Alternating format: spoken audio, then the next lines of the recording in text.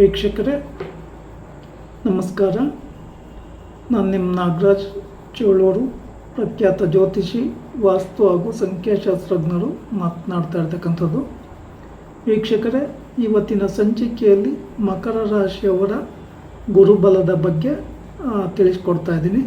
June 1ಕ್ಕೆ ಮಕರ ರಾಶಿಯವರಿಗೆ ಗುರುಬಲ ಪ್ರಾರಂಭ ಆಗ್ತಾ ಇದೆ.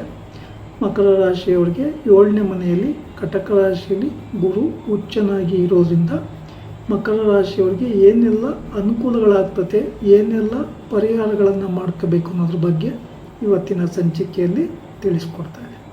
ಮಕರ ರಾಶಿಯವರಿಗೆ ಗುರುಬಲ 7ನೇ ಮನೆಯಲ್ಲಿ ಬಲಿಷ್ಠವಾಗಿ ಇರೋದ್ರಿಂದ ವಿವಾಹಾದಿ ಶುಭ ಕಾರ್ಯಗಳನ್ನು ಮಾಡಲಿಕ್ಕೆ ಅತ್ಯಂತ ಶುಭವಾಗಿ ಇರ್ತದೆ. ಹಾಗೆ ಹೊಸ ವ್ಯಾಪಾರ ವ್ಯವಹಾರಗಳನ್ನು ಮಾಡಲಿಕ್ಕೆ, ಪಾರ್ಟ್ನರ್ಶಿಪ್ ವ್ಯವಹಾರಗಳನ್ನು ಮಾಡಲಿಕ್ಕೂ ಸಹ ಅತ್ಯಂತ ಶುಭಪ್ರದವಾಗಿ ಇರ್ತದೆ. ನೀವು ಎಣಿಸಿದ ರೀತಿಯಲ್ಲಿ ಆಕಸ್ಮಿಕವಾಗಿ ಧನಪ್ರಾಪ್ತಿ ಯೋಗ ಬರ್ತಕ್ಕಂಥದ್ದು, ಹೊಸ ವ್ಯವಹಾರಗಳಲ್ಲಿ ಲಾಭ ಸಿಗ್ತಕ್ಕಂಥದ್ದು, ಹಾಗೆ ದೂರದೇಶದ ಪ್ರಯಾಣಗಳನ್ನು ಹೋಗ್ತಕ್ಕಂಥದ್ದು, ವಿದೇಶ ಯೋಗ, ಈ ಎಲ್ಲ ವಿಚಾರಗಳು ಈ ಮಕರ ರಾಶಿಯವರಿಗೆ ಕಂಡುಬರ್ತದೆ.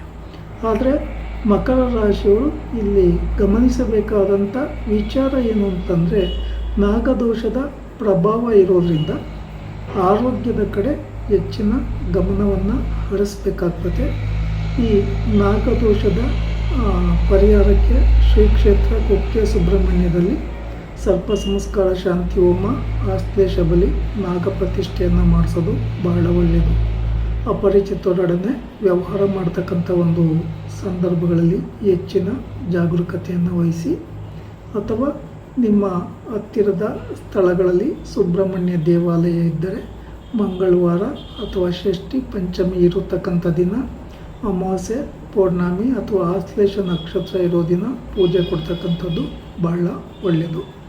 ಅಥವಾ ನಾಗ ದೇವರ ಸಾನ್ನಿಧ್ಯ ಇದ್ದರಲ್ಲಿ ಅದಕ್ಕೆ ಶುದ್ಧಿ ಮಾಡಿ ಗಂಧ ಕುಂಕುಮಾಕ್ಷತೆ ಹೂಗಳನ್ನು ಅರ್ಪಿಸಿ ಪೂಜಾ ಸಾಮಗ್ರಿಗಳೊಂದಿಗೆ ಶ್ರದ್ಧಾಭಕ್ತಿಯಿಂದ ಪೂಜೆ ಮಾಡಿ ನಮಸ್ಕರಿಸಿ ಹಾಲಿನ ಅಭಿಷೇಕ ಅಥವಾ ಎಳನೀರಿನ ಅಭಿಷೇಕ ಅಥವಾ ಪಂಚಾಮೃತದ ಅಭಿಷೇಕವನ್ನು ಮಾಡಿ ಪ್ರಾರ್ಥನೆ ಮಾಡ್ಕೊಂಬೋದ್ರಿಂದಲೂ ನೆಗೆಟಿವಿಟಿ ಕಡಿಮೆ ಆಗ್ತದೆ. ಇಲ್ಲಿ ನೀವು ಈ ಅವಕಾಶ ಎಷ್ಟು ಸ್ಟ್ರಾಂಗ್ ಇದೆ ಅಂತಂದರೆ, ನಿರೀಕ್ಷಿತ ಮಟ್ಟಕ್ಕಿಂತ ಲಕ್ಷ ಕೋಟಿಗಳನ್ನು ಗಳಿಸ್ತಕ್ಕಂಥ ಯೋಗವನ್ನು ಈ ಗುರುಬಲ ತೋರಿಸುತ್ತೆ. ಆದರೆ ಅಪರಿಚಿತರೊಡನೆ ನೀವು ವ್ಯವಹರಿಸಬೇಕಾದ್ರೆ ಅಥವಾ ಆತ್ಮೀಯರೊಡನೆ ವ್ಯವಹಾರ ಮಾಡಬೇಕಾದ್ರೂ ಸ್ವಲ್ಪ ಜಾಗರೂಕತೆಯನ್ನು ವಹಿಸಿ ಸರಿಯಾದ ನಿರ್ಧಾರಗಳನ್ನು ತೆಗೆದುಕೊಳ್ಳಿ. ರಾಹು ಕಾಲದಲ್ಲಿ ಮಂಗಳವಾರ ಆಗಿರ್ಬೋದು, ಶುಕ್ರವಾರ ಆಗಿರ್ಬೋದು, ಭಾನುವಾರ ಆಗಿರ್ಬೋದು, ದೇವಿ ದೇವಸ್ಥಾನಗಳಲ್ಲಿ, ದೇವಿ ದೇವಾಲಯಗಳಲ್ಲಿ ಪೂಜೆ ಮಾಡಿಸ್ತಕ್ಕಂಥದ್ದು ಬಹಳ ಒಳ್ಳೆಯದು.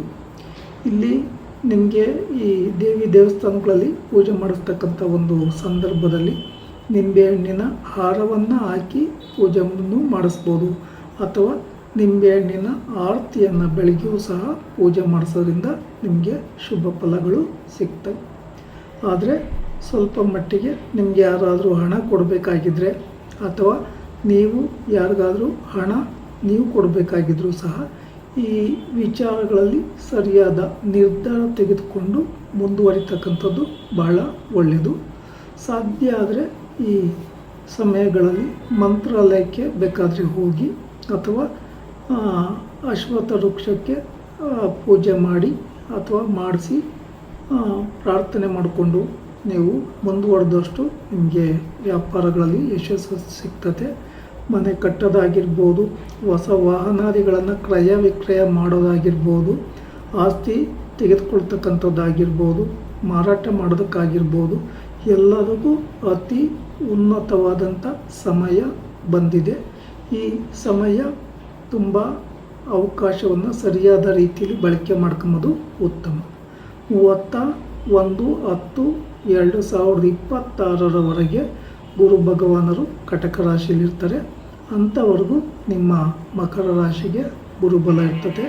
ಅನಂತರ 24/1/2027 ಸಿಂಹ ರಾಶಿಲಿ ಗುರು ಪ್ರವೇಶ ಮಾಡಿದಾಗ ನಿಮ್ಮ ರಾಶಿಗೆ ಗುರುಬಲ ಇರೋದಿಲ್ಲ.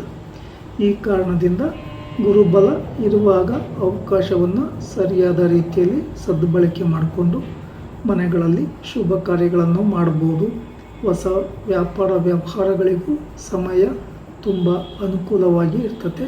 ಒಳ್ಳೆಯ ದಿನ, ಒಳ್ಳೆಯ ಸಮಯಗಳಲ್ಲಿ ರಾಹುಕಾಲ, ಯಮಗಂಡ ಕಾಲಗಳನ್ನು ಬಿಟ್ಟು, ಶನಿವಾರ ಮಂಗಳವಾರಗಳನ್ನು ಬಿಟ್ಟು ಇನ್ನುಳಿದ ಶುಭ ದಿನಗಳಲ್ಲಿ ಬುಧವಾರ ಆಗಿರ್ಬೋದು, ಶುಕ್ರವಾರ ಆಗಿರ್ಬೋದು, ಗುರುವಾರ ಆಗಿರ್ಬೋದು, ಈ ದಿನಗಳಲ್ಲಿ ನಿಮ್ಮ ಹೊಸ ವ್ಯಾಪಾರ ವ್ಯವಹಾರಗಳನ್ನು ಪ್ರಾರಂಭ ಮಾಡೋದ್ರಿಂದ ಅತ್ಯಂತ ಲಾಭವನ್ನು ಪಡ್ಕೊಳ್ಳಿಕ್ಕೆ ಅವಕಾಶ ಇದೆ. ಹಾಗೆ ಈಗ ನಿಮಗೆ ಈಶಾನ್ಯ ದಿಕ್ಕು, ಪೂರ್ವ ಈಶಾನ್ಯ ಆಗಿರ್ಬೋದು, ಉತ್ತರ ಈಶಾನ್ಯ ಆಗಿರ್ಬೋದು, ಉತ್ತರ ದಿಕ್ಕುಗಳಾಗಿರ್ಬೋದು, ಈ ದಿಕ್ಕುಗಳಿಂದ ಹೆಚ್ಚಿನ ಲಾಭವನ್ನು ಪಡ್ಕೊಳ್ಳಿಕ್ಕೆ ಅವಕಾಶ ಇರ್ತದೆ. ವೀಕ್ಷಕರೇ, ಈ ವಿಡಿಯೋ ಇಷ್ಟ ಆಯಿತು ಅಂದರೆ ಲೈಕ್ ಮಾಡಿ, ಶೇರ್ ಮಾಡಿ, ಫಾಲೋ ಮಾಡಿ, ಆ ಲೈಕನ್ನು ಒತ್ತಿ, ಬೆಲ್ಲೈಕನ್ ಒತ್ತಿ. ನಮಸ್ಕಾರ.